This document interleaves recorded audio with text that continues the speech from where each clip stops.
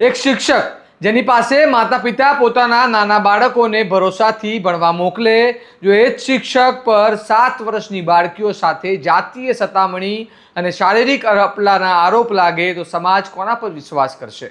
શાળા જે જ્ઞાનનું મંદિર કહેવાય છે, ત્યાં જ જો બાળકીઓ અસુરક્ષિત બને તો પછી સુરક્ષા ક્યાં શોધવી?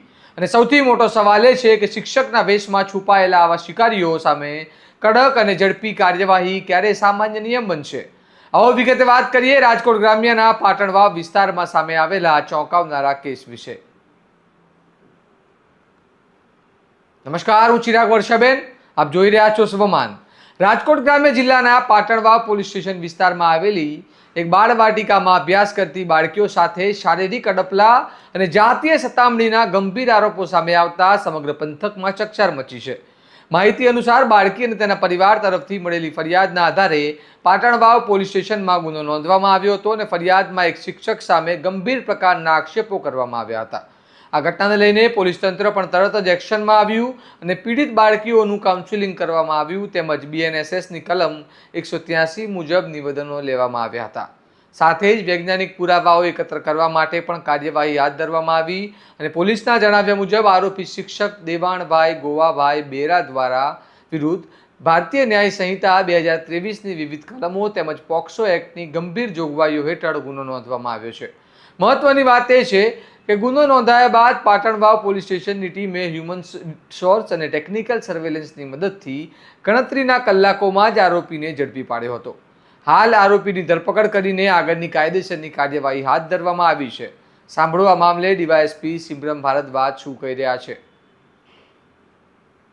રાજકોટ ગ્રામ્ય જિલ્લાના પાટણવાવ પોલીસ સ્ટેશન વિસ્તારમાં એક ગામમાં આવેલ બાળવાટિકામાં અભ્યાસ કરતી નાની વયની બાળકીઓ સાથે શારીરિક અડપલા અને જાતીય સતામણી કરવાના ગંભીર બનાવ સામે આવતા તારીખ 8 જૂન 2026ના રોજ પાટણવાવ પોલીસ સ્ટેશન ખાતે ભારતીય ન્યાય સંહિતા 2023ની કલમ 75(2), 351(2), 64(2), 65(2) તથા પોક્સો અધિનિયમની કલમ 6, 8, 10 અને 18 મુજબ ગુનો નોંધવામાં આવ્યો છે. આ બનાવની વિગત એવી રીતે છે કે 5 બાલિકાઓ જેની ઉંમર 6 થી 7 વર્ષની વચ્ચે છે એના ઉપર એમના જ શિક્ષક દ્વારા દુષ્કર્મ કરવામાં આવ્યો છે. ગુનાની ગંભીરતાને ધ્યાન લઈને પાટણવાવ પોલીસ સ્ટેશન હ્યુમન અને ટેકનિકલ સોર્સિસને ડિપ્લોય કરીને આરોપી દેવાનંદભાઈ ગોવાનંદભાઈ બેરાને ઝડપી પાડી કાયદેસર કાર્યવાહી કરી રહી છે.